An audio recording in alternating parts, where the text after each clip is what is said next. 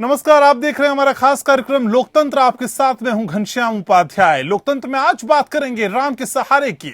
उत्तर प्रदेश के मौजूदा राजनीतिक परिदृश्य में बीजेपी राज्य का अगला विधानसभा चुनाव घरेलू पिच पर ही लड़ेगी और विपक्ष इस पर राजी भी होती नजर आ रही है। जी हां, अयोध्या में राम मंदिर बन रहा है। अयोध्या ही नहीं, काशी, मथुरा, चित्रकूट सहित दूसरे तीर्थ पर्यटन स्थलों में भी अब नई सुविधाएं बन और पुरानी परंपराएं जीवंत हो रही हैं। सांस्कृतिक धरोहरें संवारी जा रही हैं। प्रत्यक्ष या परोक्ष रूप से योगी सरकार विधानसभा चुनाव भगवा एजेंडे के इन्हीं कार्यों को आगे रखकर लड़ने जा रही है। यह उसका घोषित एजेंडा भी है। सीएम योगी आदित्यनाथ शुरू से ही अयोध्या पर खास फोकस कर रहे हैं। अयोध्या में जहां इंफ्रास्ट्रक्चर पर जोर दिया जा रहा है, वहीं धर्म नगरी के रूप में भी अयोध्या को नई पहचान देने की कोशिश हो रही है। रविवार को ही सीएम योगी ने अयोध्या का दौरा किया और विकास के कामों का जायजा लिया।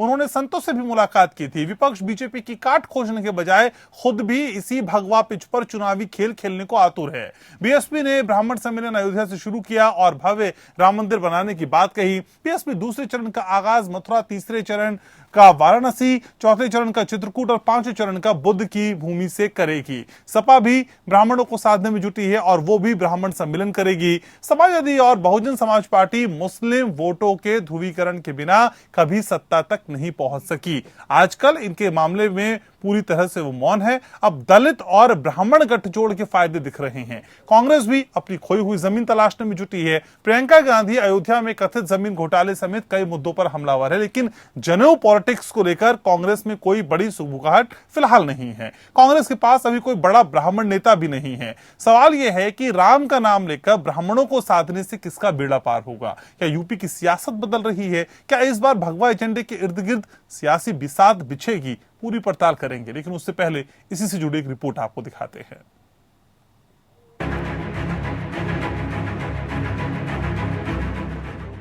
उत्तर प्रदेश में भले ही चुनावी डुगडुगी नहीं बची है, लेकिन सियासी पार्टियां वोट के गणित में जुट गई है। कोई पार्टी जातीय समीकरण साधने में जुटी है, तो कोई नए गठजोड़ के सहारे सत्ता तक पहुंचने की रणनीति बनाने में लगी है। अब एक बार फिर राम के सहारे यूपी की नैया पार लगाने के लिए बीजेपी जुट गई है। सालों से राम के सहारे बीजेपी अपनी राजनीति चमकाती आई है। अब जब अयोध्या में राम विराजमान होने वाले हैं, तो उसका फायदा भी बीजेपी उठाने की कोशिश कर रही है। अयोध्या को लेकर प्रदेश के मुख्यमंत्री योगी आदित्यनाथ शुरू से ही नजर गड़ाए हुए हैं, इसलिए वो बार बार अयोध्या जाते हैं। आपको बता दें कि वहाँ के विकास कार्यों पर भी योगी आदित्यनाथ जोर दे रहे हैं। राम की बड़ी मूर्ति लगाने की बात हो, सरयू पर भव्य आरती या फिर दीपोत्सव के जरिए अयोध्या को नई पहचान देने की सीएम योगी की प्राथमिकता में अयोध्या सबसे ऊपर है। इंफ्रास्ट्रक्चर को लेकर भी योगी बेहद गंभीर है। विधानसभा चुनाव शुरू होते ही अब सीएम योगी के अयोध्या से चुनाव लड़ने की हवा भी तेज होती जा रही है। योगी के लिए अयोध्या के विधायक वेद प्रकाश गुप्ता सीट छोड़ने को भी तैयार है। सीएम योगी ने रविवार को अयोध्या का दौरा भी किया और कई संतों से मुलाकात की और विकास कार्यों के बारे में पूरी जानकारी ली। यानी एक बार फिर राम नाम और विकास के रास्ते बीजेपी सत्ता पर काबिज होना चाहती है। बीजेपी को तो राम का सहारा है ही। अब बीएसपी भी राम नाम की सियासत में कूद पड़ी है। बीएसपी भी इस बार राम नाम की माला जप रही है। बीएसपी ने ब्राह्मण सम्मेलन की शुरुआत अयोध्या से की। अयोध्या पहुंचे बीएसपी महासचिव सतीश चंद्र मिश्रा ने सबसे पहले रामलला के दरबार में मत्था टेका और फिर बड़ा ऐलान किया। उन्होंने कहा कि अयोध्या में भव्य राम मंदिर बसपा के शासन में बनेगा। मिश्रा ने ब्राह्मण और दलितों के गठजोड़ पर भी जोर दिया और कहा कि अगर 13% ब्राह्मण और 23% दलित मिलकर भाईचारा कायम कर ले, तो बसपा की सरकार बनने से कोई नहीं रोक सकता। उन्होंने ब्राह्मणों की अनदेखी पर बीजेपी पर भी हमला बोला। बीजेपी पर आरोप लग रहे हैं कि उसने ब्राह्मणों के साथ धोखा किया और ब्राह्मण बीजेपी से नाराज हैं। हालांकि बीजेपी ब्राह्मणों को लुभाने के लिए पूरी कोशिश में जुटी है। बीएसपी के साथ ही सपा भी ब्राह्मण वोट बैंक पर नजर गड़ाए हुए है। पार्टी जल्द ही ब्राह्मण सम्मेलन करने जा रही है। सपा अध्यक्ष अखिलेश यादव ने पार्टी के 5 ब्राह्मण नेताओं से मुलाकात भी की और ब्राह्मण सम्मेलन बलिया से शुरू करने का ऐलान किया। कांग्रेस भी यूपी में अपनी खोई जमीन तलाशने में जुटी है। प्रियंका गांधी लगातार कार्यकर्ताओं में जोश भर रही हैं और चुनावी रणनीति बना रही हैं। अयोध्या में जमीन घोटाले की खबरों के बाद कांग्रेस भी पूरी तरह मुखर हुई थी। प्रियंका गांधी ने फेसबुक पोस्ट के जरिए बीजेपी और मोदी सरकार पर हमला बोला था। फरवरी में प्रयागराज के दौरे पर आई प्रियंका गांधी ने मौनी अमावस्या पर संगम में डुबकी भी लगाई। जहां तक ब्राह्मणों को साधने का सवाल है तो कांग्रेस के पास गांधी परिवार को प्रोजेक्ट करने के अलावा कोई बड़ा चेहरा नहीं है। जितिन प्रसाद के बीजेपी में जाने से भी कांग्रेस को बड़ा झटका लगा है। वैसे कांग्रेस के राज में ज्यादातर मुख्यमंत्री ब्राह्मण समुदाय के बने, लेकिन बीजेपी के उदय के साथ ही ब्राह्मण समुदाय का कांग्रेस से मोहभंग होता गया। यूपी में जिस भी पार्टी ने ब्राह्मण कार्ड मिला उसे सियासी तौर पर बड़ा फायदा हुआ। राम के सबसे बड़े उपासक ब्राह्मण ही हैं, लिहाजा ब्राह्मण और राम के सहारे सभी दल बेड़ा पार करने में जुटे हैं। Bureau report. तो राम का नाम लेके ब्राह्मणों को साधने की पॉलिटिक्स में ये नई कोशिश दिखाई देती है। उत्तर प्रदेश की सियासत में जो 2022 के मद्देनजर बहुत आम है और बहुत विशेष भी है। जी हां, दोनों ही चीजें एक साथ है, क्योंकि चुनाव साधने का प्रयास लगातार सभी दल करते हुए नजर आ रहे हैं। मेरे साथ कुछ खास मेहमान जुड़ रहे हैं, परिचय मैं आपका करा दूं। मेरे साथ बीजेपी से अश्विनी शाही हैं, मेरे साथ समाजवादी पार्टी से सुधीर दुबे हैं, मेरे साथ बहुजन चिंतक हैं गंगाराम अंबेडकर जी और पॉलिटिकल एनालिसिस्ट राहुल लाल भी चर्चा का हिस्सा है। आप सभी का बहुत बहुत स्वागत। सबसे पहले अश्विनी जी, आप ही के पास आना चाहूंगा। तो अश्विनी जी, माना जाए कि तमाम रणनीति के बीच 2022 का मैच घरेलू पिच पे ही खेला जाएगा, कोई नया बदलाव नहीं है। हमारे दल में तो कोई नया बदलाव की कोई मतलब ही नहीं था। बहुत पहले हमारे दल ने साबित कर दिया था कि हमारे क्या मुद्दे होंगे, हम कैसे लड़ेंगे, क्या करेंगे, किसके नेतृत्व में लड़ेंगे, ये सब चुनाव से पहले ही हमारे यहाँ घोषित हो गया था। पिछला चुनाव माननीय मोदी जी के नेतृत्व में लड़ा गया, आज भी वो हमारे नेता है, तो हमारे यहाँ बदलाव करने का कोई मतलब नहीं है। बाकी लोग अब खोज रहे हैं। देखिए, अब सरजू की धरती को कारसेवकों के खून से लाल करने वाली समाजवादी पार्टी भी ब्राह्मण सम्मेलन कर रही है, वो भी राम की शरण में जा रही है। और बसपा तो राम के शरण में ही है। जो कांग्रेस ने जो है, जब सोनिया जी ने हलफनामा दिया था कि राम काल्पनिक है, तो उस समय ये लोग सहयोगी थे उनके। तो इसमें कुछ कहने की बात नहीं है। सबको जाना है राम के शरण में। अच्छा, चाहे वो धरती पर रहते हुए जाए या धरती पर रहने के बाद जाए, ये काम जन की मैं बात कर रहा हूँ। ये सूट भी करता है ना आपको, ये सूट भी करता है। विकास की बातें गौड़ हो जाती हैं फिर क्या?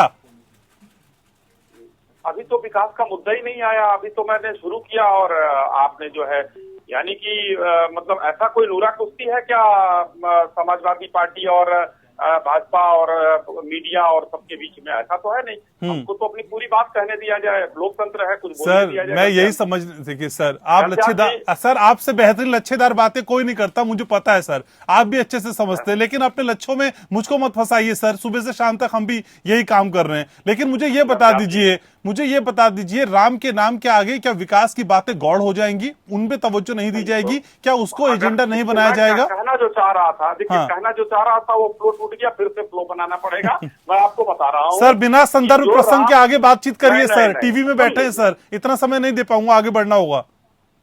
नहीं, समय आप जितना देंगे उतने समय में कोशिश करिए सर, प्लीज सर बोलिए। मैं कहना चाह रहा हूं कि भारतीय जनता पार्टी ने अपने घोषणा पत्र में राम मंदिर का निर्माण, समान आचार संहिता, 370 हटाना, सीएए, एनआरसी सब जो दिया था उसमें से अधिकतर पर हम आज कामयाब रहे हैं। उसके बावजूद भी हम विकास की धारा उत्तर प्रदेश में बढ़ा रहे हैं, चाहे वो इंफ्रास्ट्रक्चर हो, चाहे वो शिक्षा हो, चाहे स्वास्थ्य हो, हर तरह से हम बेहतर करने की कोशिश कर रहे हैं और हम कर भी रहे हैं माननीय योगी आदित्यनाथ जी के नेतृत्व में। तो हमको विकास और राम हमारे साथ है, राम तो हमारे साथ है, उनका तो आशीर्वाद हमारे लिए है, हमारे संकल्प पत्र में राम है, तो हम तो उनको लेकर चलेंगे। लेकिन विकास की धारा को कहीं अवरुद्ध हमने नहीं किया है और विकास की धारा अनवरत बह रही है योगी जी और मोदी जी के नेतृत्व में। ठीक है, सुधीर दुबे साहब, आप तो कृष्ण के अनुयायी थे, कृष्ण की बात करते थे, लेकिन अब ये समझ में आ गया है कि कृष्ण और राम दोनों को साथ लेकर चलना पड़ेगा, तभी यूपी की सियासत में कुछ हो पाएगा। क्या इसे मैं ऐसे ही समझूं? घनश्याम जी, हमारी पार्टी का और हमारे नेता का स्पष्ट मत है, चाहे चुनाव की बात हो, चाहे चुनाव के बाद की बात हो, भारतीय जनता पार्टी के लोग राम और रहमान की बात करेंगे, हिंदू मुसलमान की बात करेंगे, दिवाली और रमजान की बात करेंगे, लेकिन हम लोग केवल और केवल उत्तर प्रदेश में विकास की बात करेंगे। और जहां तक राम का सवाल है, राम पूरे देश की आस्था का विषय है, इस पे हम लोग राजनीति नहीं करना चाहते हैं। इसका राजनीतिक लाभ तो केवल भारतीय जनता पार्टी लेना जानती है, हम इसमें कोई राजनीतिक लाभ नहीं लेना चाहते।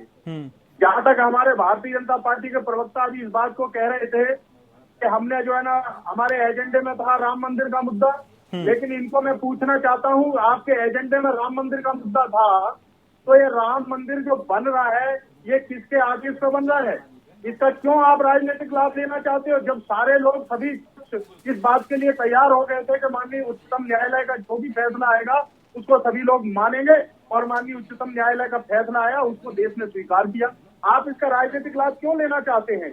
और ये बिल्कुल तय था, ये बिल्कुल सही कह रहे हैं भारतीय जनता पार्टी के प्रवक्ता, इनका बिल्कुल ये तय था, हम केवल और केवल भगवा रंग में ही चुनाव लड़ेंगे और हिंदू मुसलमान की बात करके मुख्य मुद्दों से और जो उत्तर प्रदेश की मुख्य समस्याएं हैं, उन समस्याओं से जनता का ध्यान भटका करके हम चुनावी फायदा लेने का काम करेंगे। इनका बिल्कुल ये पेड एजेंडा है इनका।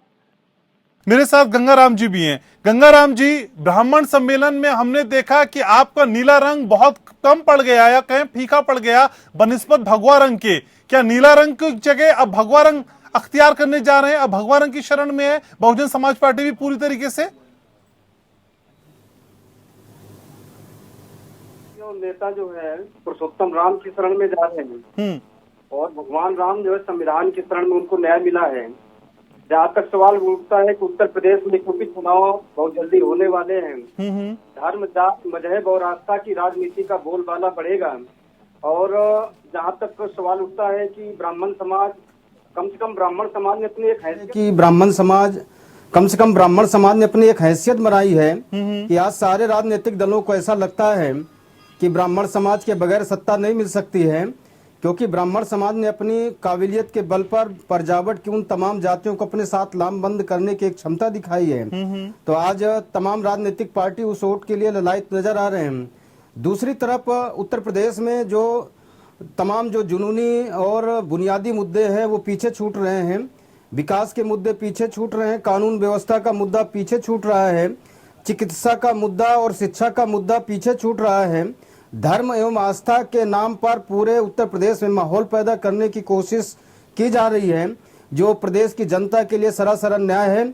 और आस्था एक अपनी जगह में है, चाहे हिंदू समाज की आस्था हो चाहे मुस्लिम समाज की आस्था हो, लेकिन इस आस्था को चुनाव से देखना मुझे लगता है सच्चे लोकतंत्र के लिए अच्छा नहीं है। और जो राजनीतिक पार्टियां इस आस्था को चुनावी रंग देना चाहती हैं, वो पूरी तरह से लोकतंत्र पर और देश प्रदेश की जनता पर उनका यकीन नहीं है। वो प्रदेश की जनता को गलत रास्ते पर ले जाना चाहती हैं और धर्म और मजहब की चाशनी पे डुबो करके प्रदेश को विकास की तरफ से पीछे ले जाना चाहती है।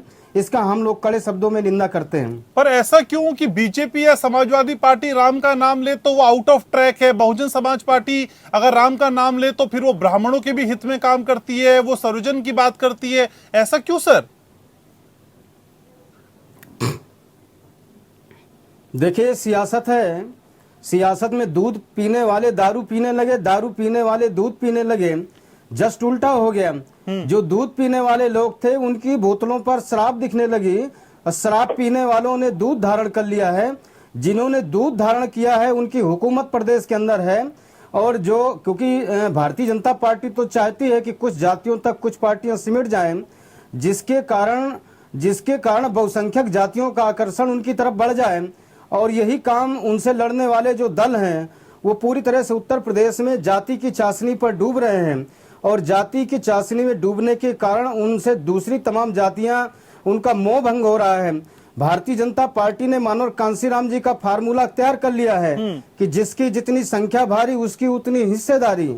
और जो भारतीय जनता पार्टी का 3 जातियों का फार्मूला दूसरी पार्टियों ने तैयार कर लिया है कि भारतीय जनता पार्टी को एक बार कहा जाता था कि ठाकुर ब्राह्मण बनिया की पार्टी है। आज पिछड़ी जातियों के तमाम नेताओं को उन्होंने मंत्री बनाया है, अनुसूचित जात के तमाम लोगों को मंत्री बनाया है। तो ये जो फार्मूला ये बहुजन नायक मानो कांसीराम जी का था। और कांसीराम साहब के मानने वाले लोग वो भारतीय जनता पार्टी का फार्मूला तैयार कर रहे हैं, इसीलिए वो पिछड़ रहे हैं। अगर ये लोग मानो कांसीराम जी का जो सामाजिक न्याय, समता, समानता, बंधुत्व और न्याय पर आधारित जो उनकी एक मानवतावादी विचारधारा है उसको अगर स्वीकार कर ले तो निश्चित तौर से उत्तर प्रदेश में उन्हें कामयाबी मिल सकती है। ठीक है, आप मेरे साथ बने रहिए। पॉलिटिकल एनालिसिस राहुल जी भी मेरे साथ हैं। राहुल जी, सारी पॉलिटिकल रिएक्शंस के बाद आपके पास आने का मकसद यही है कि एक न्यूट्रल चित्रण किया जाए सर, ब्राह्मणों को साधने की कोशिश और राम का नाम लेने का प्रयास, सर किसका बेड़ा पार होगा? देखिए, उत्तर प्रदेश की जनता काफी प्रबुद्ध है, ये घनश्याम जी हम लोगों को जरूर मानना चाहिए। राजनीतिक दल बिल्कुल देखिए हर कोई अपने अपने हिसाब किताब से राम के प्रयोग में लगे हुए हैं। सबसे पहला चीज तो देखिए, जब माननीय सर्वोच्च न्यायालय ने इसके ऊपर आदेश दे दिया, फिर देखिए अब ये मामला सारे लोग समझ रहे हैं उत्तर प्रदेश में कि ये मामला किसी पार्टी विशेष का नहीं रहा, ये संवैधानिक तौर पर एक तरह से एक मंदिर का निर्माण हो रहा है और इसको सभी समुदायों ने स्वीकार भी किया। अब जो लोग भी अब इसको भुनाने का प्रयास कर रहे हैं, चीजों का प्रयास कर रहे हैं, उसमें बहुत ज्यादा दम नहीं दिखता। इसका हम लोगों को प्रभाव भी दिखा। आपने घनश्याम जी हम लोगों ने नोट भी किया कि जब डायरेक्ट जो पंचायत के जो डायरेक्ट इलेक्शन हुए उसमें भी हम लोगों ने देखा कि अलग अलग धर्मस्थलों पे क्या लोगों की स्थिति रही, या फिर अगर अभी हम लोगों ने देखा कि बनारस में जो वहां पे एमएलसी के इलेक्शन हुए थे वहां पे लोगों की प्रतिक्रिया क्या रही थी। तो लोग अब इस चैप्टर से आगे बढ़ना चाह रहे हैं, पहली चीज। दूसरी चीज तो देखिए, जो बड़ा मुद्दा यहाँ पे उठ के आ रहा है कि एक तरह से ब्राह्मण वोट बैंक को लेकर, क्योंकि उत्तर प्रदेश में 2007 में यहाँ पर एक तरह से गंगाराम जी हैं, 2007 में बहुजन समाज पार्टी ने उनको अपने साथ किया, सत्ता में जो है कि वो उनको भरपूर रूप से मजबूत रूप से आए। 2012 में समाजवादी पार्टी ने उनको अपने साथ जोड़ा, उन्हें भी लाभ हुआ। और 2014 का चुनाव, 2017 का विधानसभा उत्तर प्रदेश का चुनाव, 2019 के चुनाव में ब्राह्मणों ने खुल के भारतीय जनता पार्टी के साथ वो आए और मजबूती के साथ आए। लेकिन हाल फिलहाल में कुछ ऐसी घटनाएं लगातार घटती रही। बीजेपी भारतीय जनता पार्टी भले न माने, उन्होंने जितिन प्रसाद को भी कांग्रेस से लिया। अभी केंद्रीय मंत्रिमंडल का जब निर्माण हुआ तो वहां पर भी जो प्रतिनिधित्व देने का प्रयास किया गया, लेकिन जो असंतोष था वो असंतोष उस समुदाय में बरकरार है। और मैं आपको एक चीज और बता रहा हूँ घनश्याम जी, ब्राह्मण समुदाय का असंतोष तो उनको झेलना ही पड़ रहा है। साथ ही साथ जिस तरह से रविशंकर प्रसाद जैसे बड़े कद्दावर नेता को हटाया गया, जो कायस्थ समुदाय था, जो कि बीजेपी का परंपरागत वोटर रहा है, वो भी अब तक इस प्रश्न का उत्तर नहीं ढूंढ पाया है कि आखिर रविशंकर प्रसाद जी को अचानक से त्वरित तौर पर क्यों हटा दिया गया। तो लेकिन ब्राह्मणों को लेके असंतोष बीजेपी में क्यों सर? बीजेपी को लेके ब्राह्मण क्यों खुश नहीं है, ये भी बताइए ना सर। देखिए घनश्याम जी, 2-3 घटनाएं तो ऑन द रिकॉर्ड, भले कोई माने ना माने, ऑफ द रिकॉर्ड के चर्चा में विकास दुबे का हत्याकांड वाला जो पूरा घटनाक्रम जिस तरह से घटा कि उन्होंने समर्पण किया, नहीं तो किसी अपराधी की जाति को जो जोड़कर देखा जाएगा उससे संतुष्ट या असंतुष्ट हुआ जाएगा सर, ये तो फिर मामला ही खराब हो जाएगा, लॉ एंड ऑर्डर तो बिगड़ जाएगा। फिर बड़ा गंभीर सवाल पूछा है घनश्याम जी आपने। अब ये देखिए, जब law and order, rule of law तो ये कहता है कि सबों के साथ समान व्यवहार होगा, लेकिन राजनीति में परसेप्शन एक बड़ा चीज होता है। जो भारतीय जनता पार्टी के जो शासन में जो परसेप्शन गया उस समुदाय में, उसमें परसेप्शन कहीं नहीं जा सका। अभी एक उदाहरण दे रहा हूँ मैं, हाल ही के समय में उत्तर प्रदेश का एक स्थानीय चैनल, उसके ऊपर जो है कि उस पर रेड डाला गया, वहां पे उसका भी परसेप्शन ब्राह्मण समुदाय में खराब गया है। मीडिया समुदाय के लिए स्वतंत्र पत्रकारिता तमाम चीजों के लिए तो उसको जोड़ा ही गया, वहां पर भी वो मामला कनेक्ट हुआ। तो देखिए, परसेप्शन एक अलग ढंग से बनता है। आप राजनीति में कुछ भी करें, लेकिन अंततः परसेप्शन क्या बनता है, मामला वहां पे पहुंचता है। तो ये चीजें बीजेपी के विरोध में जा रही है। लेकिन क्या जिस तरह से समाजवादी पार्टी ब्राह्मण सम्मेलन कर रही है 1990, या फिर जो है कि बहुजन समाज पार्टी जो है कि प्रयास कर रही है, बलिया की समाजवादी पार्टी ने घोषणा की, इन्होंने अयोध्या और ब्राह्मण सम्मेलन दोनों को जोड़ा बहुजन समाज पार्टी ने। तो अब घनश्याम जी, ये हम लोगों को मानना पड़ेगा कि अब जब तक उनको कोई ठोस भरोसा नहीं मिलेगा, वो केवल वोट बैंक के रूप में इस्तेमाल होने वाला वो समुदाय नहीं है। ओके, वो उन्होंने तीनों, चाहे वो यहाँ पे जो उत्तर प्रदेश की जो तीनों बड़ी पार्टियां हैं, ठीक सर, चाहे वो समाजवादी पार्टी, बसपा या फिर बीजेपी, इन सबों के शासनकाल को उन लोगों ने देखा है, वो संतुष्ट नहीं है। तो अब विपक्षी दलों को या फिर सत्तारूढ़ पार्टी को उनके लिए कुछ ठोस आश्वासन या कुछ ठोस करते हुए दिखना पड़ेगा, तभी ये उस वर्ग को संतुष्ट कर पाएंगे। ठीक है, इनके लिए मामला पहले ठीक है। तो सिर्फ कह देने भर से काम नहीं चलेगा, जमीन पे अवतरित होती हुई चीजें ठोस रूप में दिखाई देनी चाहिए। आप अश्विनी जी मेरे साथ भारतीय जनता पार्टी से हैं। तो अश्विनी जी, ब्रेक से पहले की चर्चा का सार तो ये निकला कि सभी पार्टियां सम्मेलन पे सम्मेलन कर रही हैं, ब्राह्मणों को लुभाने की कोशिश कर रही हैं, और जैसा कि पॉलिटिकल एनालिसिस समझा रहे थे हमको कि आपसे तो ब्राह्मण रूठा हुआ है, आक्रोश में है, आक्रोशित है। यही वो ब्राह्मण है ना जिसने पिछली जीत में एक अहम भूमिका निभाई थी आपकी। सर कैसे संतुष्ट करेंगे? अब देखिए, राहुल लाल जी के कहने से हम कैसे मान लेंगे, क्योंकि राहुल लाल आप तो किसी के कहने से कुछ नहीं मानते सर। अरे फिर वही बात, आप पूरा सुनेंगे नहीं घनश्याम जी। मतलब क्या भारतीय जनता पार्टी सत्ता को इसलिए बुलाया जाता है, बोलने न दिया जा रहा है? सर ऐसी मेरी सर ऐसी गुस्ताखी मैं कर सकता हूँ? नहीं तो अब सुन लीजिए, हमको भी। राहुल लाल जी जो है एक्चुअली यहाँ राजनीतिक विश्लेषक के रूप में बैठे हैं, वैसे उनके अंतःकरण में जो है अच्छा। कांग्रेस बसती है, तो उसलिए वो बोलेंगे राहुल लाल जी। राहुल लाल जी मेरे अच्छे मित्र हैं। मैं ये बताना चाहूंगा कि देखिए, किसी के कहने से भारतीय जनता पार्टी के, अभी हमारे बहुजन चिंतक कह रहे थे कि हम लोग लुभा रहे हैं कि सर्व समाज हमारे तरफ आ जाए, तो उनको बताना चाहूंगा कि हम लुभा नहीं रहे हैं, लुभाने का काम आप कर रहे हैं। तिलक तराजू और तलवार का नारा देने वाले आज जो है ब्राह्मण का सम्मेलन करके ब्राह्मण को लुभा रहे हैं, और भारतीय जनता पार्टी को सर्व समाज का आशीर्वाद मिला तो हम 300 के आंकड़े को पार किए, और फिर वही आशीर्वाद मिलने जा रहा है, क्योंकि कुछ सर्वे हमारे तरफ इशारा कर रहे हैं कि वो क्या है, उसको माने आप ना माने। ये सर्वे कहाँ हुए सर? इशारा कर रहे हैं कि आज भी माननीय योगी आदित्यनाथ जी सर्वप्रिय लोकप्रिय कर्मयोगी है, जो कि सर्वे सबसे कहाँ हुए ज्यादा ये? अंकों के साथ आगे बढ़ रहा है। अश्विनी जी कहाँ हुए ये सर्वे? सर्वे आप ही लोगों के भाई चैनलों ने, अब नाम लेना उचित नहीं है, लेकिन अच्छा। सर्वे तो दिखा रहे हैं, 2 दिन से तो दिखाया जा रहा है। अब कहिए आप आदेश करें तो मैं नाम भी ले लूं उन चैनलों का। चलिए सर, नाम लेने से तो कोई फर्क नहीं पड़ता, लेकिन ये है कि लेकिन- अब आप लेकिन- वास्तविकता को अच्छे से समझे, बस इसी की मैं दरकार है वास्तविकता सर। को समझ रहा हाँ। हूँ। देखिए घनश्याम जी, वास्तविकता को समझ रहा हूँ उत्तर प्रदेश में कि कर्मयोगी आदित्यनाथ जी के नेतृत्व में हमने जो काम किया है। हम समाजवादी पार्टी की बात कर रहे हैं, हमसे पहले ये लोग सरकार में थे, इन्होंने ब्राह्मणों को क्यों नहीं पूछा? आज ब्राह्मण को याद कर रहे हैं ये क्यों? MY फैक्टर लेके यही चला करते थे, ठीक बात। वाई इनके साथ बचे हैं और M निकल चुका है। ये लोग बात करते थे, कल तक हम विकास की बात ये लोग हमको समझाते थे, आज मैं इनको विकास समझाता हूँ कि विकास क्या था। अभी आप लोगों ने, राहुल लाल जी ने आपको समझाया कि विकास दुबे की काउंटर को लेकर सवाल उठेंगे, ब्राह्मणों में नाराजगी है। अरे भाई, देवेंद्र मिश्रा जो सीओ थे, उनके लिए किस ब्राह्मण में नाराजगी है, जरा बताएं हमको राहुल लाल जी। किस दल में नाराजगी है? किसने संवेदना व्यक्त की? किसी ने नहीं। वो भी एक ब्राह्मण थे। अपराधी के साथ जो जा रहे हैं वो चंद लोग हैं, वो चंद लोग ही जाएंगे, अधिक संख्यक लोग जो है। ये बता दीजिए, कुछ घर में वहाँ पे चलिए अपराधियों को आपकी सजा भी बड़ी अच्छी बात है, लेकिन एक छोटी सी बच्ची जो की शादी होकर कुछ घंटे पहले ही आई थी, उसको किस चीज की सजा दे रहे हैं आप? अब अगर किसी के साथ अन्याय हो रहा है उसके लिए राहुल लाल जी, अगर अपराधी, सुन लीजिए, जो अपराधी जेल में है वो आपके वजह से नहीं, वो आपके कहने से न पकड़ा जाएगा न छोड़ा जाएगा, वो न्यायालय के सामने है। न्यायालय अगर उसको न्यायालय समझेगा कि वो बेकसूर है तो वो छूटेगा। न्यायालय के मामले में न बोलने वाले आप है न हम है। ये नहीं, राहुल लाल जी, राजनीतिक विश्लेषक बन के जनता को भ्रमित करने का काम आप बंद कीजिए। ठीक है, भ्रमित करने का राहुल जी, काम राहुल बंद जी, कीजिए। राहुल जी, ठीक है, राहुल जी, आ रहा हूँ सर, आपकी संवेदना में समझ रहा हूँ। ठीक है, आप मेरे साथ रहिए।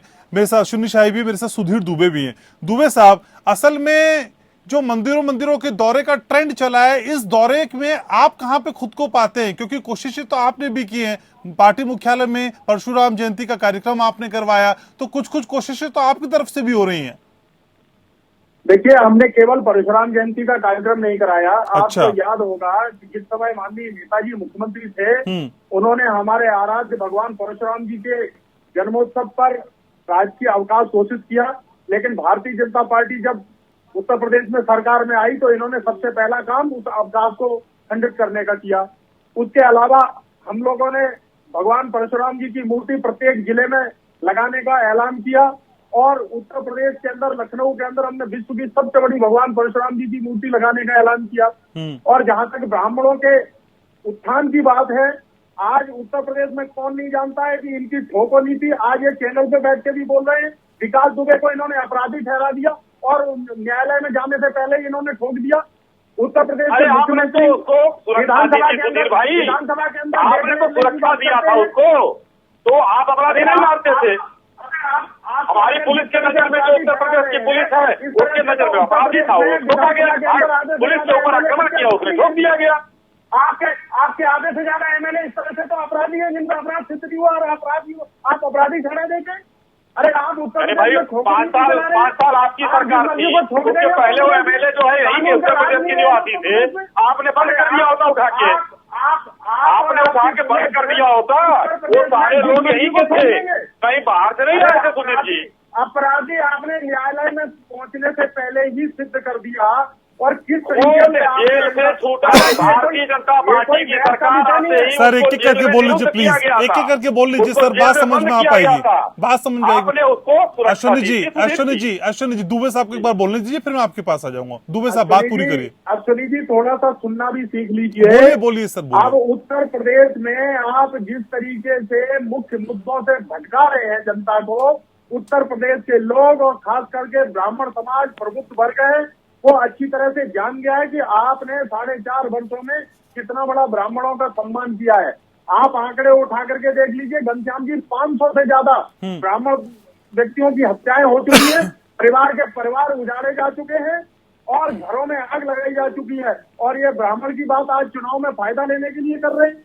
दूसरी बात मैं इनसे पूछना चाहता हूँ, आप कर रहे हैं, हम कर रहे हैं, कौन कर रहा है? मैं आपसे पूछना चाहता हूँ, हम कर रहे हैं, आपके नेता कह रहे हैं ब्राह्मण सम्मेलन, भारतीय जनता पार्टी नहीं कर रही है, आपके आप लोग कर रहे हैं, बहुजन समाज पार्टी कर रही है भाई। अरे आपके सांसदों ने जो गांव गोद लिए थे, क्या वो गोद नहीं है या उनको अपने पैरों पर खड़े होने की मुद्दा मत मिलाइए, एक मुद्दे की बात कीजिए। मैंने सीओ देवेंद्र मिश्रा की बात की, मैंने सीओ साहब की बात की, आपकी संवेदना है, समाजवादी पार्टी की संवेदना है उनके साथ की नहीं है, ये बताइए। अपराधी के साथ तो आप बोल गए, ठीक है, हमारी उस एक बार भी बोला परिवार के प्रति बिल्कुल मेरी संवेदना, हमारी पार्टी की एक बार भी आपने बोला उत्तर प्रदेश में कोई भी अन्याय और अत्याचार हुआ हो। ठीक है दुबे साहब, आपने जी के बारे में एक बार भी बोला, आपने विकास दुबे का नाम लिया, ठीक है लेकिन उसके बारे में बोला नहीं बोला, ठीक है, चुनाव में नहीं लाना चाहते। ठीक है सर इसी पॉइंट पे एक ब्रेक ले लेते हैं। तो लोकतंत्र में आज बात हो रही है राम के नाम की, बात हो रही है ब्राह्मणों की, और बात हो रही है यूपी की सियासत की। सभी खास सामान लगातार मेरे साथ बने हुए हैं। मेरे साथ बहुजन चिंतक गंगाराम अंबेडकर जी भी हैं। गंगाराम जी, बहुजन समाज पार्टी तो सर्वजन हिताय सर्वजन सुखाय की बात करती है, तो फिर अकेले ब्राह्मणों पे इस तरह की मेहरबानी क्यों? सिर्फ ब्राह्मणों को लेकर सम्मेलन क्यों? देखिए घनश्याम जी, भारतीय जनता पार्टी इस चुनाव में ऐसा लगता है कि हिंदू मुस्लिम की बजाय अवर्ण बनाम सवर्ण करना चाहती है।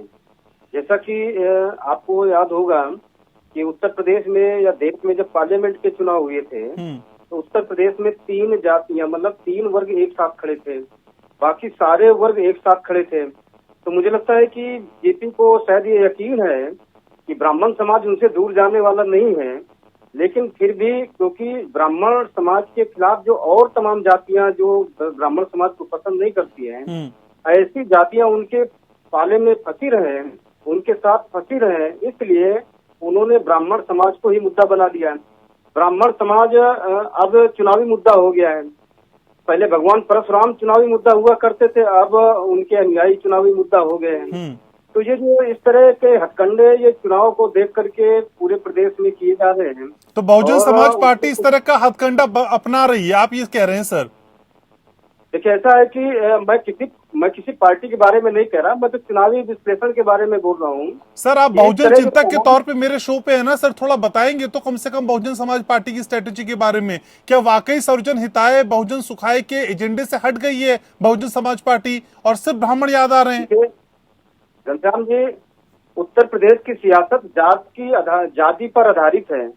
जातियों के आधार पर टिकट तय होते हैं, जातियों के आधार पर नेता तय होते हैं, और जाति के आधार पर जिस जाति की बाहुलता है उसको ज्यादा टिकट दिए जाते हैं। ये तो सारी पार्टियां करती हैं, मैं किसी पार्टी के बारे में नहीं बोलता हूँ, ये सारी पार्टियां करती हैं।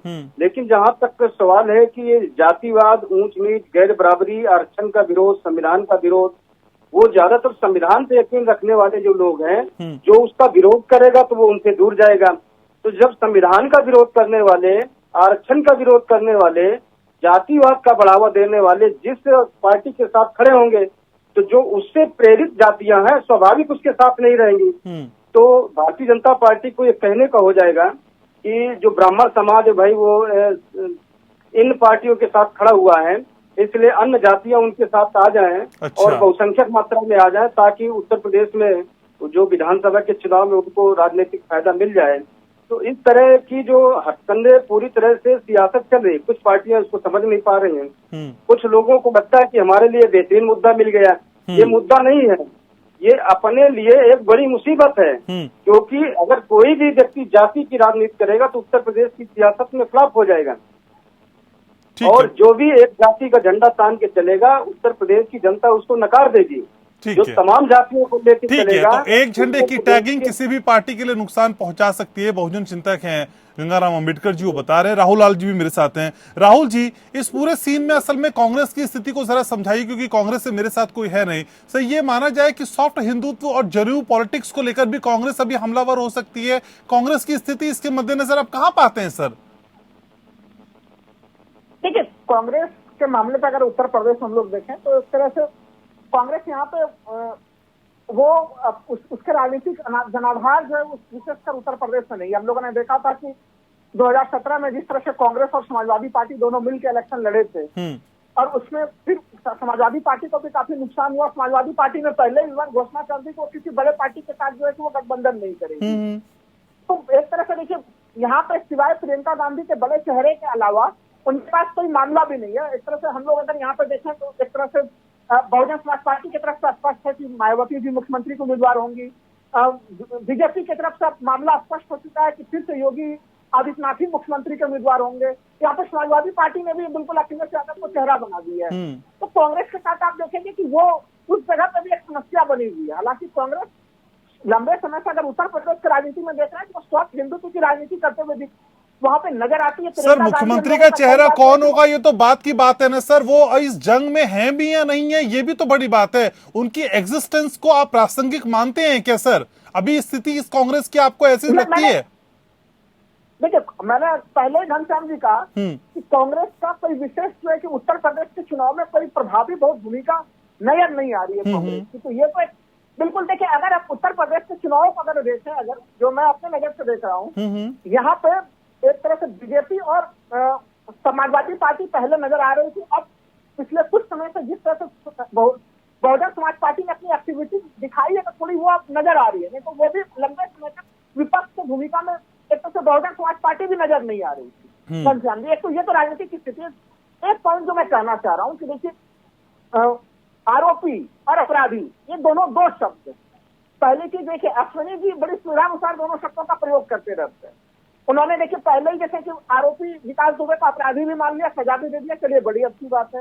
लेकिन फिर सवाल उठता है, जब सवाल उठाया जाता है कि भाई अमर दुबे के साथ उनकी पत्नी जो कि 2 दिन पहले ही शादी हुई थी खुशी दुबे की, उनके ऊपर इतने गंभीर आरोपों में वो जेल में बंद है। अब इस जगह पे वो आ जाता है कि यहाँ पे तो मामला तय कोर्ट करेगा। अगर आप भारतीय जनता पार्टी से आप सवाल पूछते हैं कि भाई आपके एक सांसद जो है कि वो आतंकवाद के मामलों में आरोपी है, उस जगह पे वो बड़े स्पष्ट रूप में कहते हैं कि वो आरोपी है, अपराधी नहीं। तो आरोपी और अपराधी का अंतर आप किसी एक के लिए करें, किसी एक के लिए ना करें, भारत के संविधान में सजा देने का काम संवैधानिक तौर पर न्यायपालिका को ही देखना है, ये किसी और को नहीं देखना है। ये कारण है, ये जो मैं विश्लेषण बता रहा हूँ, ये कारण है कि नाराजगी है ब्राह्मण समुदाय का। जो नाराजगी जो अश्विनी शाही जी नहीं मानने के लिए तैयार है, मैं मानता हूँ कि वो हमारे अच्छे मित्र हैं, वो ऑन स्क्रीन नहीं मानते, मैं उनको कुछ सलाह भी दे दूंगा। आप घनश्याम जी भले देखिए पॉलिटिकल पार्टी आपको हवाई जितने भी मुद्दे बनाए, लेकिन जमीनी स्तर पर जब उत्तर प्रदेश में आप किसी से भी बातचीत करते हैं, 2 मुद्दे अभी लोगों के ध्यान में सबसे ज्यादा बड़े मुद्दे हैं। पहला मुद्दा है इस समय जो महंगाई काफी बड़े स्तर पर बढ़ गई है, लोगों में बड़ी नाराजगी है। दूसरा मुद्दा है कोरोना के मिसमैनेजमेंट को लेके। बीजेपी भले इसके ऊपर कुछ ना बोले या फिर वो हर जगह पोस्टर बैनर सब कुछ लगा दे, लेकिन इस दोनों मुद्दे के ऊपर जनता में एक तरह से वहां पे भी फिर आपस का मामला आता है, वो भी इनको सुलझाना पड़ेगा। देखिए 2017 का अगर हम लोग इलेक्शन को देखते हैं घनश्याम जी, वो काफी बेहतरीन ढंग से बीजेपी ने वो इलेक्शन लड़ा था। उस समय देखिए उनके प्रति कोई एंटी इनकम्बेंसी फैक्टर नहीं था। हाँ। अगर आप देखेंगे पूरा जो जाति गणित था, यानी कि मुस्लिम यादव को छोड़कर उन्होंने सारा एक बड़ा बृहत्तर जो छाता तैयार किया था उत्तर प्रदेश में। आज इनके साथ जो स्थिति है घनश्याम जी, इस स्थिति में हम लोग देख रहे हैं कि देखिए इनके साथ एंटी इनकम्बेंसिव है केंद्र सरकार का भी, और एंटी इनकम्बेंसिव है इस समय, क्योंकि हम लोग ये भारत का पहला बड़ा इलेक्शन होगा कोरोना के सेकेंड वेव के बाद। इस चीज को भी हम लोगों को भूलना नहीं चाहिए। ठीक है। तो अश्विनी जी, असल में एक तरफ महंगाई, पेट्रोल डीजल के दाम, लॉ एंड ऑर्डर, विकास की बातें, क्या ये सारी बातें सरयू के तट पे दीप जलाकर, अयोध्या में देव दीपावली मनाकर, चित्रकूट जाकर, ये सारी चीजें उसको कोप अप कर सकती हैं सर, ओवरकम कर सकती हैं? आपको क्या लगता है? देखिए, ऐसा 2-3 बातें मैं कहूंगा कि कहीं लॉ एंड ऑर्डर इतना मजबूत उत्तर प्रदेश में है, उतना ये भयावह स्थिति लोगों को दिखाई जा रही है। उत्तर प्रदेश में लॉ एंड ऑर्डर बहुत ही मजबूत हुआ है योगी सरकार में। और जो रही बात अयोध्या की, काशी की, चाहे मथुरा की, इन लोग नगरों को संवारने की बात है, वो जरूरी है। अगर आज तक इसके पहले किसी भी सरकार ने, पिछली सरकार ने तो अयोध्या के मंत्री को भी बनाया, लेकिन उन्होंने अपने क्षेत्र का विकास नहीं किया, अपने नगर का विकास नहीं किया। जब मर्यादा पुरुषोत्तम भगवान राम, मथुरा में हमारे जो है कृष्ण जी की नगरी है, और काशी हमारे देख ही रहे हैं कि क्या कायाकल्प किया जा रहा है काशी का। तो अब अगर शहरों को संवार कर हम बेहतर कर रहे हैं, तो क्या हम कोई गुनाह कर रहे हैं? अभी हमारे हास्यास्पद बात अभी सुनने में एकदम से आई, अभी समय की कमी हो जाएगी, क्योंकि सुधीर जी ने और राहुल लाल जी ने एक चीज कहा। हास्यास्पद कौन सी सर? काशी का कायाकल्प, उसके लिए कह रहे हैं? नहीं, अभी मैं अगर बोलूंगा तो जो है इन लोगों की बात हास्यास्पद थी। अच्छा, मुझे लगा काशी का कायाकल्प जो आपने बोला, मुझे लगा उसके लिए कह रहे हैं हास्यास्पद। घनश्याम जी मतलब जो है अच्छे नामवर सिंह हमारे बेकार थे, उसके बाद आप ही को याद किया जाएगा।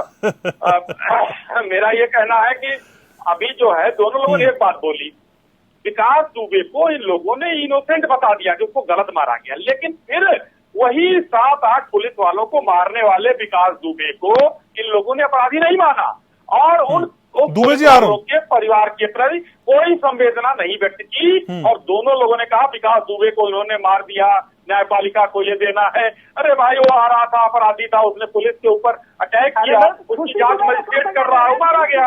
और एक मुख्यमंत्री तो हुआ इस देश में कि जिसके अंदर ये हिम्मत है, उसके सीने में जिगर है कि वो कहता है कि अपराधी या तो प्रदेश छोड़ दे या जेलों में चले जाए, नहीं तो ठोक दिए जाएंगे। है कोई? बाकी तो सारे अपराधियों को अपने छाते के नीचे रखकर तुष्टीकरण किया, राजनीति करते हैं कि हमको वो वोट दिलवाएगा। ये ब्राह्मण है, ये बनिया है, ये राजपूत है, सबको अपने छाते के नीचे करके ये लोग रखते हैं। ठीक है। और एक अपराध मुक्त करने का कर्मयोगी आदित्यनाथ जी ने जो बीड़ा उठाया है, लॉ एंड ऑर्डर बहुत ही बेहतर है, किसी के कहने सुनने पर नहीं जाएंगे। हमने स्वास्थ्य सेवाएं बहुत बेहतर कर दिया है, इंफ्रास्ट्रक्चर का हमने जाल बिछाया है उत्तर प्रदेश में। इस पर हम चुनाव में जा रहे हैं, हम जातिगत समीकरण पर नहीं जा रहे हैं। वो तो सब हम सबको साथ, सबका विकास और सबका विश्वास हमारे साथ। के नाम की और ब्राह्मण वोटर्स की भी सभी खास सामान लगातार हमारे साथ बने हुए। ब्रेक से पहले सुधीर दुबे साहब समाजवादी पार्टी से कुछ कहना चाह रहे थे। दुबे साहब बोलिए प्लीज। घनश्याम जी, जैसे अभी हमारे बीच में जो राजनीतिक विश्लेषक जो बैठे हुए हैं, राहुल लाल जी, और इन्होंने बहुत सारी बातों को रखा, और बहुत सारी बातें जो इन्होंने रखी है, मैं उसमें सच्चाई भी कहीं ना कहीं दिखती है। लेकिन एक बात है जिससे मैं इत्तेफाक नहीं रखता, इन्होंने कहा कि बहुजन समाज पार्टी अभी चुनाव में दिख रही है।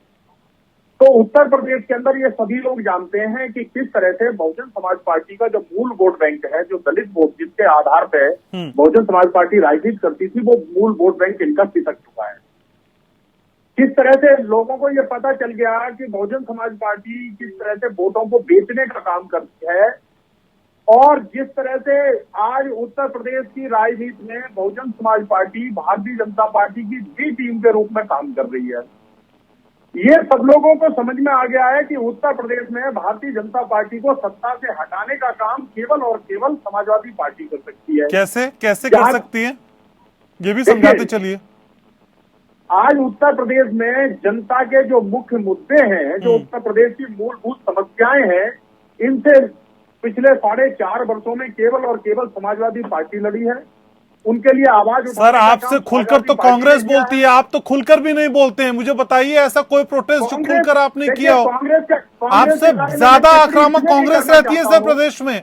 कांग्रेस के बारे में टिप्पणी इसलिए नहीं करना चाहता हूं कि कांग्रेस की हैसियत उत्तर प्रदेश में क्या है ये बताने की जरूरत नहीं है। आप ही उनकी हैसियत को सरमाते पिछले चुनाव पे आप ही ने लगाया था सर। उनकी हैसियत, उनकी दोस्ती आप ही ने की थी। मैं अपनी बात पे आता हूँ। जहां तक जो है हमारे अश्विनी साही जी का सवाल है, इन्होंने कहा कि हमने विकास दुबे को इनोसेंट बता दिया। मैं इस बात का विरोध करता हूं। मैंने विकास दुबे को इनोसेंट नहीं बताया और ना मैंने गिल्टी बताया। ये काम बताने का माननीय न्यायपालिका का है, और न्यायपालिका इस बात को तय करती कि कौन अपराधी है और कौन निर्दोष है, तो बहुत अच्छा रहता। लेकिन आपने जिस तरह से एक व्यक्ति जिसके ऊपर अपराध सिद्ध नहीं हुआ और आपने सरेआम गोलियां चला करके और उसकी सड़क पर उसको ठोक दिया, और आज सबसे बड़ा पाप आप ये और कर रहे हैं कि आज चैनल पे बैठ के इसको जस्टिफाई कर रहे हैं। ये कहाँ का न्याय है? दूसरी बात, विकास की बात आप करना नहीं चाहते, आप इंफ्रास्ट्रक्चर की बात कर रहे हैं। उत्तर प्रदेश में कितना इंफ्रास्ट्रक्चर डेवलपमेंट हुआ है आप 4.5 वर्षों में बता दीजिए। स्वास्थ्य सेवाओं की बात कर रहे हो आप, कोरोना महामारी के अंदर जिस तरह से स्वास्थ्य सेवाएं फेल हुई हैं, जिस तरह से लोगों की जाने गई है ऑक्सीजन की कमी से, दवाइयों की कमी से, स्वास्थ्य सुविधाओं की कमी से, मैंने देखा है, आपके टीवी माध्यम से भी देखा है कि किस तरह से लोग अपनी गाड़ियों की छतों पर अपने परिजनों की डेड बॉडी लाशों को लेकर के गए हैं। एम्बुलेंस तक मुहैया नहीं करा पाई है सरकार। और जो हमने योजनाएं चलाई थी, चाहे डायल 100 की बात हो और चाहे महिला सुरक्षा की बात हो, ठीक है, और चाहे ठीक है सर, जिस कोरोना को लेके जिस सरकार की आप सर इतनी फजीयत कर रहे हैं, उसी सरकार की खासकर योगी जी की WHO ने तारीफ भी की थी, इसको हमें नहीं भूलना चाहिए। बहरहाल ये बयान भी है, झूठे आंकड़े देना चाहते हैं। ठीक है, जनता के सामने आ रहा हूँ अश्विनी जी, आ रहा हूँ। ठीक है, गंगाराम जी मेरे साथ हैं। ठीक है सर, समझ गया आपके पास समय कम है सर, मैं लास्ट फेज में, मुझे सबको समय देना है। गंगाराम जी, असल में सतीश चंद्र मिश्रा ये बताते हैं कि देखिए, जिसके हाथ में 13% ब्राह्मण और 23% दलित वोटर्स हैं, तो सत्ता की चाबी उसी के हाथ में है। सर, हम तो पहले समझते थे 2007 में आप ब्राह्मणों के साथ, दलितों के साथ, मुस्लिम वोटर को भी साथ में रखते थे। इस बार मुस्लिम वोटर्स बताना भूल गए क्या? इस बार एजेंडे से मुस्लिम वोटर गायब है क्या बीएसपी के? देखिए, ऐसा है घनश्याम जी, ये सोची समझी रणनीति है, और इस सोची समझी रणनीति से मैं बार बार कहता हूँ कि कुछ जातियों को, जैसा कि पार्लियामेंट के चुनाव में खासतौर से मुस्लिम समाज, यादव समाज और अनुसूचित जाति की जाटो एवं चमार समाज, इन 3 जातियों को एक तरफ करके कोशिश की गई। अब ब्राह्मण समाज भी उसी तरह के निशाने में है। ब्राह्मण समाज का जो गुस्सा था, अगर नेतृत्व परिवर्तन में शांत नहीं हो रहा है, तो उसको भी अलग थलग करने की कोशिश उत्तर प्रदेश की सियासत में हो रही है। जिस तरह इन 3 वर्गों को अलग थलग करके उनकी राजनीतिक हैसियत समाप्त कर दी गई है, तो मैं 2002 की तरफ ले जाना चाहता हूं। 2002 के उत्तर प्रदेश के विधानसभा के चुनाव में 403 सीटों में केवल 7 ब्राह्मण समाज के एमएलए चुनाव जीत कर आए थे। ठीक बात है। 2004 के पार्लियामेंट्री सीट पर 4 ब्राह्मण एमपी केवल चुनाव जीत कर आए थे, वो भी 4 अलग अलग पार्टियों से। लेकिन क्योंकि जब कमजोर वर्गों ने ब्राह्मण समाज का साथ दिया, तो ब्राह्मण समाज की अपनी हैसियत बनी, राजनीतिक वजूद जब उत्पन्न हुआ, तो वो अपना पाला बदल किए, कहीं सपा कहीं बसपा। अब वो अपनी सही जगह पर हैं, क्योंकि भगवान राम का मंदिर बन रहा है। उत्तर प्रदेश में डीजीपी, प्रमुख सचिव और तमाम बड़े पदों पर इंस्पेक्टर से लेकर एसडीएम और एसपी डीएम सब ब्राह्मण समाज के हैं। तो ब्राह्मण समाज की ऐसी कोई नाराजगी नहीं नजर आ रही है कि वो अन्य जातियों, अन्य पार्टियों की तरफ आकर्षित नजर आ रहा हो। चलिए, बहुजन चिंतक होने के बाद भी आपका विश्लेषण भारतीय जनता पार्टी के पक्ष में जाता हुआ दिखाई देता है। बड़ी बात है सर। मेरे पास समय लोकतंत्र में इतना ही। बहुत शुक्रिया आप सभी खास मेहमानों को आने के लिए, चर्चा में जुड़ने के लिए, अपनी राय रखने के लिए। तो लोकतंत्र में आज के लिए बस इतना ही। कल फिर हाजिर होंगे एक नए विषय के साथ। तब तक के लिए नमस्कार।